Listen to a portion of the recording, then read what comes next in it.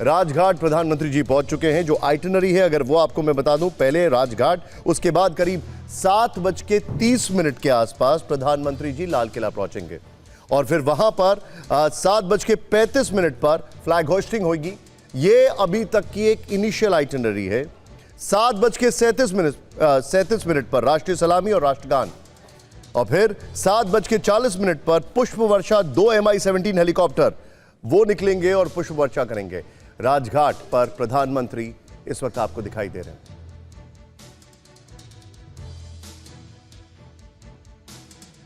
तो राजघाट से ही फिलहाल आप ये सीधी तस्वीरें देख रहे हैं। प्रधानमंत्री नरेंद्र मोदी वहां पर इस वक्त पहुंच चुके हैं और महात्मा गांधी की समाधि पर पुष्प अर्पित करते हुए जिस तरीके से इस स्वतंत्रता दिवस के खास कार्यक्रम की शुरुआत हो रही है, उसी की एक तस्वीर अब आपको TV9 भारतवर्ष दिखा रहा है। फिलहाल देखिए ये वो खास तस्वीर।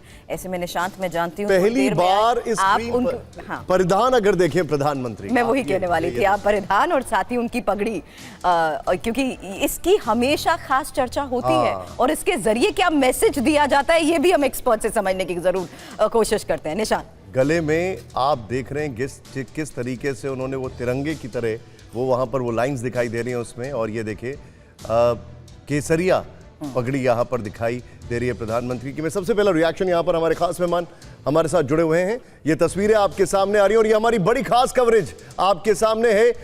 सबसे पहले मैं यहां पर चलूंगा मेरे खास मेहमानों के पास। रामकृपाल जी, सबसे पहले आपका कमेंट उनके परिधान पर।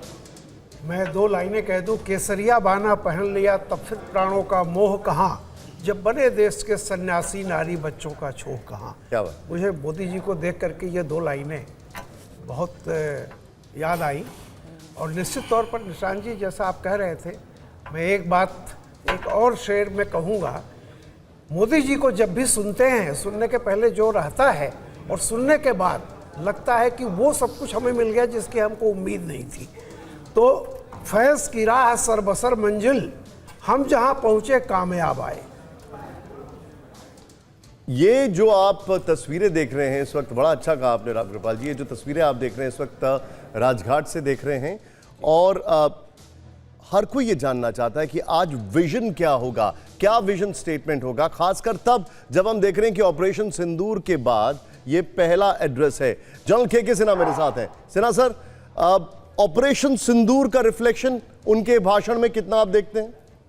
देखिए, जो निशांत जी हम देख रहे हैं उनके परिधान से ही कह दूं, केसरिया है रंग भरने वाला, बल की बल को दिखाता है, इसलिए उन्हें परिधान में ये, और सादा रंग जो है वो सच्चाई का है।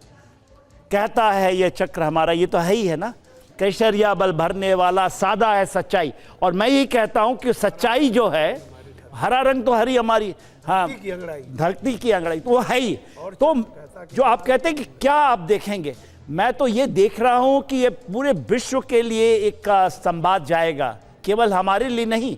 हम 1.4 करोड़ लोग जो हमको देखते हैं और खास करके हम लोग जो सेना से संबंधित हैं, उसके बारे में बहुत बात होगी। ब्रह्मोस, आकाश, आकाश तीर, पिनाक, तेजस, धनुष, आप नाम लीजिए, सारे भारतीय नाम हैं जिसकी गूंज आज दुनिया में है, जिसकी स्वदेशी आत्मनिर्भरता, ये जब चीजें आएंगी और जब उनके मुख से निकलेगा वो जो सच्चाइयां निकलेंगी जी सर, वो उसके लिए मैं बेचैन हूं, मेरी भी कान सुनना चाहती है। और सबसे इंपॉर्टेंट चीज एक सेकंड में और मैं बता दूं, देखिए जियो पॉलिटिकल एंड जियो स्ट्रैटेजिक का एक चॉइस है जो हमारा, क्या भारत किस चॉइस को लेगा, केवल वो नहीं कि हम स्ट्रैटेजिक ऑटोनॉमी की बात करेंगे, मैं उसको देखना चाहूंगा, उसको पढ़ना चाहूंगा, उसको परखना चाहूंगा और मेरे ख्याल से वो निखर के आ जाएगा। जी, ऐसे में त्रिवेदी सर सवाल आप ही से, क्योंकि ये बड़ी बात यहाँ पर एक्सपर्ट्स हमें कह रहे हैं, पूरी तरीके से क्या सेना के शौर्य को समर्पित रहेगा आज प्रधानमंत्री का ये संबोधन?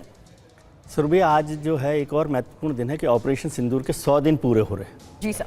तो ऑपरेशन सिंदूर के 100 दिन पूरा होने पर जाहिर है कि न केवल प्रधानमंत्री बल्कि पूरा देश, हमारे जो सैनिक हैं उनका शौर्य जो है ऑपरेशन सिंदूर के दौरान जो हुआ, और जो दुश्मन देश को, पड़ोसी देश को जिस तरह से धूल चटाई गई, मुंहतोड़ जवाब दिया गया, उसको तो याद करेंगी। और अभी जिस तरह की स्थितियां बनी हुई हैं उसमें मुझे लगता है प्रधानमंत्री सबसे पहले ऑपरेशन, और वीर चक्र जिस तरह से प्रदान किए गए हैं, उससे साफ है कि प्रधानमंत्री का फोकस, और देश का विकास तो देश की ताकत से होता है ना। देश की ताकत है हमारी सेना, तो उसको याद किए बिना हम इस आज़ादी की लड़ाई को 1947 से पहले से लेकर आज तक उसी लड़ाई को, उसी शौर्य को याद करेंगे। मुझे सबसे ज़्यादा लगता है कि फोकस उनका प्रधानमंत्री का ऑपरेशन सिंदूर पर रहेगा, और फिर जो आम आदमी है, जो सबसे पिछड़ा आदमी जिसके हमेशा वो फोकस पर रखते हैं, उसकी बात वो करेंगे।